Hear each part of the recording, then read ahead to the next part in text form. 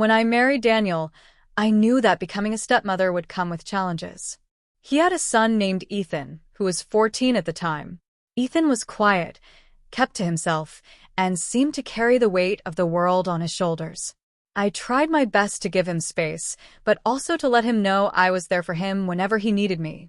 Little did I know that one day his request would shake me to my core and leave me questioning everything I thought I knew about family, loyalty, and love. It all started one Saturday afternoon. The air was crisp, and the autumn leaves crunched underfoot as I was raking the backyard. Ethan had been unusually quiet all week, even for him. Normally, I'd catch him gaming in his room or scrolling endlessly on his phone, but this week he seemed withdrawn, lost in his own thoughts. I figured it was just teenage moodiness, something every parent or step-parent has to accept. But then, that Saturday, he came outside and stood by me for a long while without saying anything. I glanced at him and gave a small smile. "Hey, want to grab a rake and help me out?" I teased. He shook his head. "No, can I talk to you about something?" His voice was hesitant, almost trembling. "Of course," I said, dropping the rake. "What's on your mind?" What he said next made me freeze. "Please don't tell Dad, but I need your help with something important." My first thought was that he'd gotten into trouble at school. Maybe he failed a test, or maybe he had an issue with some friends. But the way his eyes darted around, full of fear, told me this was bigger than that. "Ethan, you can talk to me. I won't judge you," I reassured him gently. He took a deep breath. I think I want to find my mom." My heart sank.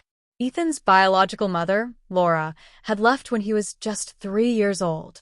Daniel had raised him alone, and when I came into their lives, I knew there was pain behind Ethan's silence. Daniel rarely talked about Laura, except to say she had made choices that pulled her away from the family. He always insisted it was better for Ethan not to think about her. But now, standing in front of me, Ethan's eyes were begging me for help. The request itself shocked me, not because he wanted to find his mother, but because he chose to confide in me instead of his father. "Ethan," I whispered, unsure what to say, that's a really big thing to ask. "Why don't you want to talk to your dad about it?" "Because he'll be mad," Ethan admitted. "He doesn't want me to think about her. But I can't stop. I don't even remember her face. I need to know." I felt my chest tighten. His vulnerability broke my heart. He wasn't asking for money or freedom to do something reckless.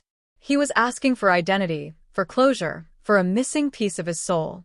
That night, I couldn't sleep. Daniel was beside me, snoring softly, but my mind kept racing. Should I tell him about Ethan's request? Should I respect Ethan's trust and try to help quietly? I thought about what it meant to be a step-parent, not just someone who filled the role of a caregiver, but someone who had to balance love and loyalty in complicated ways. The next day, I found Ethan in his room, sketching in a notebook.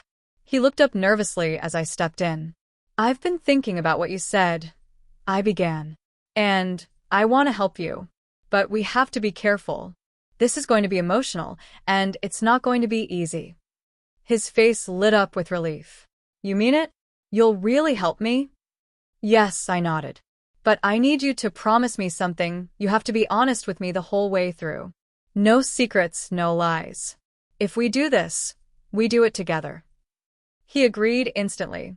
Over the next few weeks, we quietly began our search. I started with old photo albums hidden in storage, trying to find any clue about Laura. I discovered one picture of her at a picnic, smiling, holding a 3-year-old Ethan on her lap.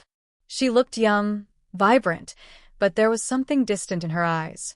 I showed the picture to Ethan, and he stared at it for a long time, tears welling in his eyes. "That's her," he whispered. "That's my mom." We searched online, digging through social media and old records. Finally, after many late nights, I found a profile that seemed to match. She was living 2 states away, working at a diner. When I told Ethan, he grabbed my hands and said, "I have to see her. Please, can we go?" My stomach twisted. The thought of keeping this from Daniel gnawed at me. But the thought of denying Ethan this chance seemed even worse. Finally, I made a decision that would change everything. One Saturday morning, I told Daniel I was taking Ethan on a short road trip, just the two of us. He didn't ask many questions, he trusted me. And with that, we set out on a journey that neither of us could have prepared for. The drive was long, filled with both silence and nervous chatter. Ethan kept fidgeting with the photo of his mom that he had tucked into his pocket. When we finally pulled up to the diner, Ethan froze. "Do you want me to go in first?" I asked. He nodded. I stepped inside, scanning the room until I saw her. Time had aged her, but she was unmistakable. Laura. She was wiping down a counter, her eyes tired, her movements slow. I walked up to her, my heart pounding. "Laura?" I said softly. She looked up startled. "Yes? Do I know you?" "No," I admitted. "But I know someone who desperately wants to see you." When she stepped outside and saw Ethan, the world seemed to stop. He stood there, frozen, until finally whispering, "Mom?" Her eyes filled with tears, and she dropped everything to hug him. Ethan collapsed into her arms, sobbing. In that moment, I knew I had done the right thing, even if it meant facing Daniel's anger later. Ethan needed this reunion. He needed to see his mother with his own eyes. But what happened next was something I hadn't expected. Laura pulled me aside after their emotional reunion.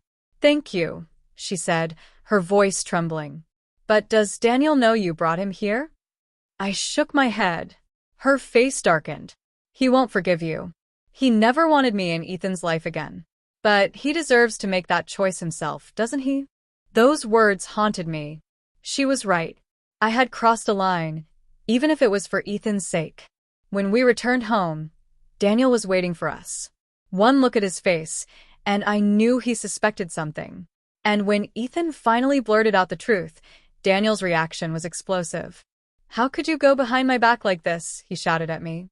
"And you," he turned to Ethan. "Don't you understand she left you? She doesn't deserve you." Ethan's voice cracked as he yelled back, "You don't understand. I needed to see her. I needed to know." The house filled with anger, pain, and decades of unresolved emotions. And I stood in the middle of it all, the one who had helped set this storm into motion. That night, after hours of fighting, Daniel and I sat in silence. Finally, he spoke. "I know you were trying to help," he admitted quietly. "But you betrayed my trust." "I know," I whispered. But I couldn't betray Ethan's. It took weeks of hard conversations, therapy, and tears before our family found balance again. Ethan continued to have contact with his mother, slowly building a relationship. Daniel struggled, but eventually, he understood that Ethan's need to know his mother wasn't about rejecting him, it was about finding himself. And as for me, I learned that being a stepmother means making impossible choices, ones that sometimes don't have a clear right or